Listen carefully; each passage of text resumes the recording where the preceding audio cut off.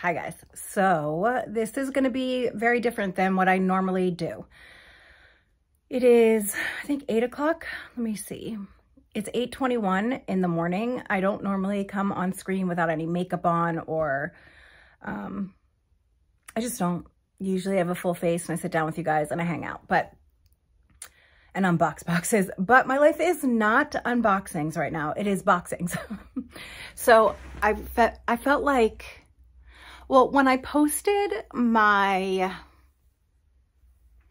this is hard to explain. Hold on, let me turn off that light because it's making me look a little weird. So when I posted my eviction,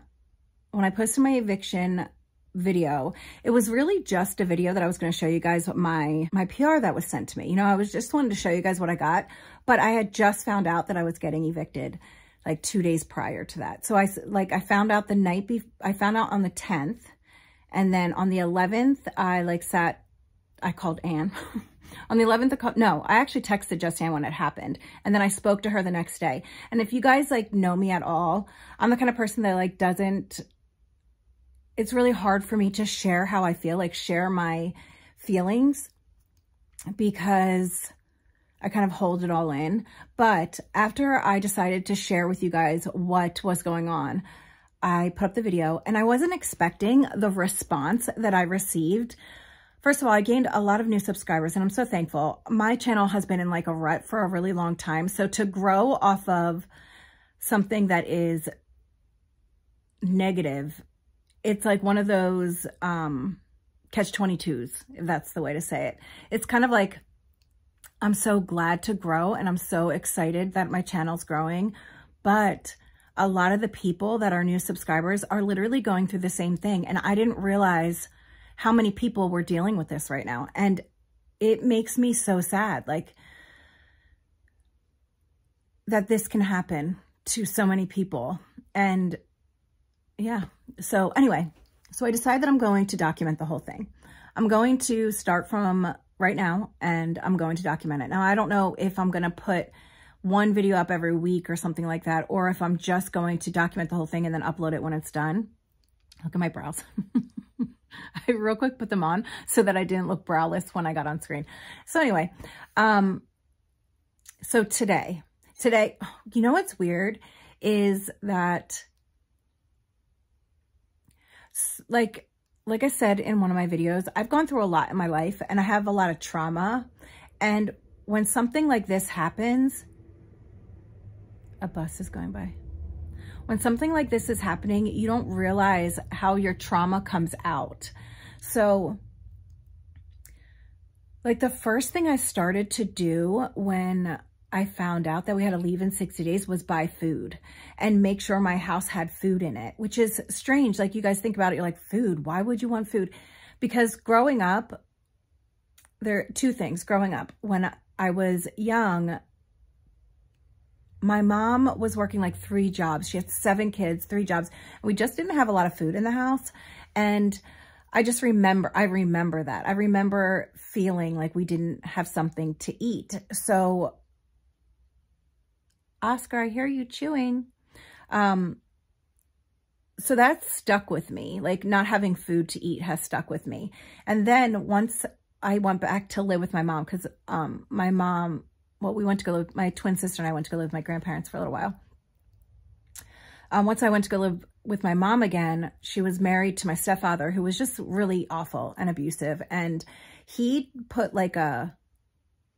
a time limit on the kitchen. So first of all, we weren't allowed to go into the kitchen and grab whatever we wanted to eat. We always had to ask, and we always had to make sure that it wasn't the adults' food. And then we weren't allowed in the kitchen after 7 o'clock. So if you didn't eat dinner, too bad, you don't get dinner. It's just kind of stuff like that. So that kind of triggers things in my head where it's I constantly want to reassure my kids that they have food to eat. And I constantly want to make sure that there is food, because not having food in the house makes me feel like we are, I don't know if it's not that we're poor, because we're not rich. We're not rich, and we don't have an abundance of money. You know what I mean? But something about not having food in the house triggers something in me. It makes me feel like things are a lot worse for me and my, not for me, but for my kids. You know what I mean? So the first thing I started doing was buying food and stocking up so that when we move to a new place, I have food to put in the house. It's so weird. Like, it's very weird how, like, things trigger yourself, you know? Okay, I moved because my baby bunny wanted to spend some time with me.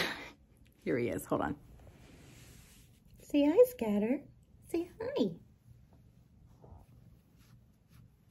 He's a sweet boy. Hi. You want to get my lap? So anyway, so today I am going to, I have to go find boxes, but it snowed. So I think like any of the boxes that are in like my twin sister told me to go to the liquor store because they always have boxes out. You would think that I have a ton of boxes because I do unboxings, but I really don't. I actually was like throwing them out, and that's like because I don't need them. Anyway, so I need to go get boxes, but it did snow. So I'm thinking that I need to go and wait another day. So what I'm going to do is I need to make a big pot of tomato sauce. That's one thing that I like to make, and then I jar it. I'll freeze it or I'll jar it. So hello. Hello. Hi, sweet boy. Hi, good boy. So I have to do that because I want to get that on the stove.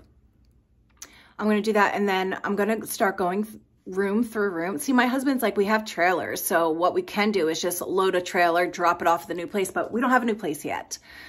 So I want to start packing up like from room to room. So I think I'm going to start in my basement, and I'm going to get that all packed up. Like, it's already has like the stuff in the basement already has boxes and stuff. So I might just have to bring it up and then stick it in the trailer.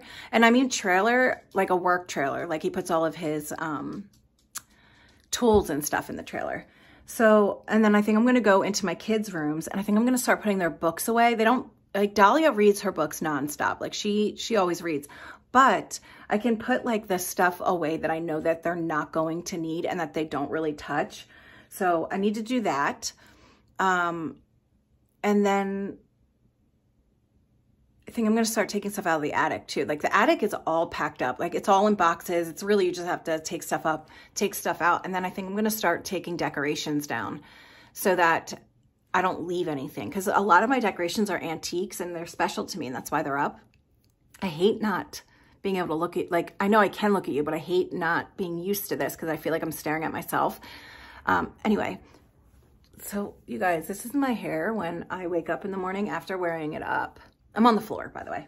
My husband put, like, he got carpet from a job that he was doing, and they tore it out, and he like cut it and put it in like little strips. So that way, because we have hardwood floor and bunnies have a hard time walking or hopping on hardwood floor. So he like cut it up and put it on the floor so that the bunny could hop around without us worrying about it. What are you doing, dude? My bunny's still peeing on me. It's kind of weird. I think he needs to get neutered. Oscar was already neutered when we got him, so I'm not really like sure. Where'd he go? Buns. There you are.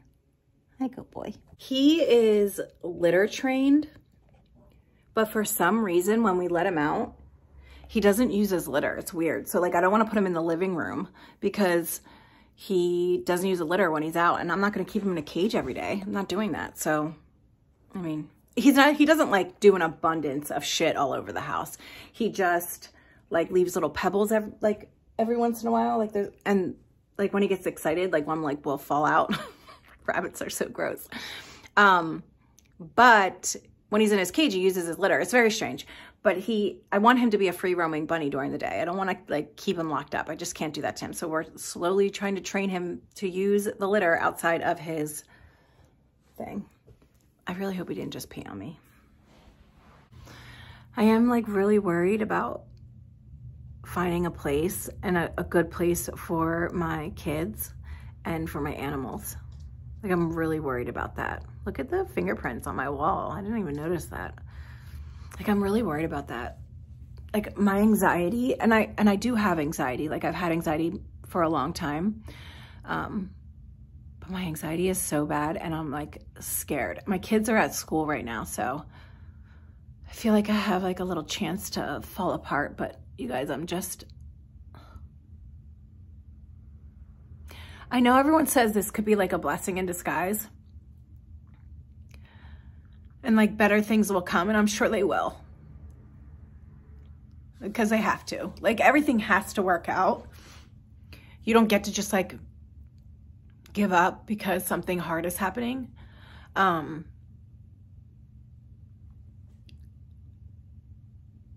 But you want things to be on your terms, you know, like I wanted to choose to leave. I wanted to make sure there was something better next.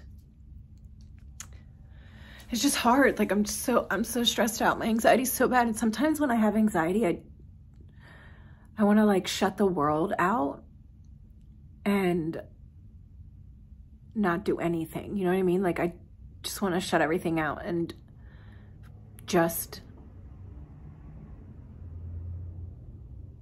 like do nothing. You know what I mean?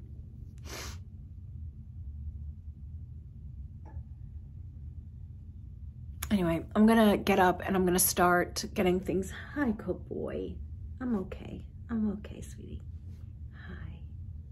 Like I just told my husband the other night, maybe last night, I don't remember what day it was.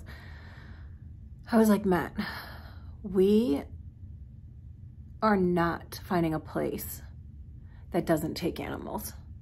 Like I will not leave my animals. I won't leave them. There's no way. Like we have to go somewhere where I can continue to do what I love to do, which is take care of animals and like foster them and care for them. And like, I want to continue doing that. So I'm hoping that I can, like, I'm hoping that I'll find something that I can do this with, taking care of animals with. Like, I get so much joy with being able to care for animals, to make sure that, like, I have outside cats right now that come to my house every day and eat. And I have Panther.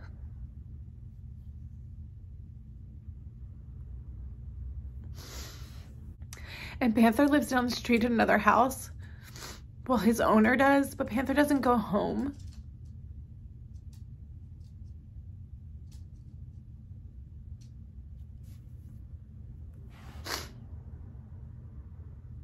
So he's here all the time. Like, he's here constantly. He eats here, he comes inside. Like, we love him. He's like our cat. But I can't take someone else's cat. Like, I've cared for him. He's gotten sick. I've cared for him. He got hurt. I cared for him. His owner has a ton of cats, and I think he just found us and he wanted to, like, be loved on. And I don't want to leave him. Anyway, I'm going to stop. I'm going to stop feeling sorry for myself, because I can sit and feel sorry for myself. So I'm not going to do that. I'm going to get up. I'm going to get the sauce on the stove. And then I'm going to go and I'm going to start taking decorations down so I can start packing them up and getting things done so that it's not left to last minute. And then I need to call about this one house and see how much they want for rent. And if they're accepting new applicants. So this is what I'm going to do. But this is what I'm going to be doing. I'm going to be documenting everything. I'm going to document my life going through this, because apparently a lot of people are. And you see those flowers over there? My husband put them up for our anniversary, decorated the whole house. Anyway, I am going to get my day started and get this done. I gotta get my act together and figure this shit out. So I hope you guys want this. I don't know if you guys do. I don't know if this is something you guys want, but this is my eviction journey. Yay. All right, guys. So my husband's work van died. Story of our life here. Anyway, his work van died, so I had to go and jump his van, and now I am on my way home. I'm following him actually, and I don't have something to hold my phone, so I'm not gonna talk long. I'm on like a long street. There's not much traffic. So anyway, I called about a few places today, and I do have some realtors trying to get in touch with me, but like they kind of freak me out a little bit. Realtors freak me out. They're kind of pushy. I'm not trying to be mean or anything. I think it's a great job, and if you can hustle and do it, like awesome, good for you. But they kind of freak me out. They're a little bit pushy and abrasive. And I just don't do well with that. So anyway, I'm on my way to, well, I'm following my husband home. Hopefully it doesn't die on the way home. And he's gonna fix it at home, hopefully. But anyway, I wanted to give you guys, a lot of you guys asked how you could support my channel, and I wanted to tell you guys you can support it. There is a PayPal link in my description box. I just put it in there, like, if you want to support my channel, and I use PayPal. I don't use like anything else, so I just want to let you guys know that there's that. And why is he turning? That's a weird place to turn. Anyway, so I'm gonna have that link in there. I have it in my other videos as well. It's not like, oh, I just put it in there, but just letting you know. All right, I gotta figure where we're going now because this is weird. Maybe we're going to Wawa. Maybe. All right, last video for this kind of vlog, eviction vlog. We're not really talking about eviction right now, but my husband's van did die, and we have been waiting here for about an hour and a half for a tow truck. We call AAA, and now we're gonna go. It's, they're driving it, well, they're towing it home, but we're done now. So this is my last, like, hi and goodbye for this video. Thanks for watching, bye.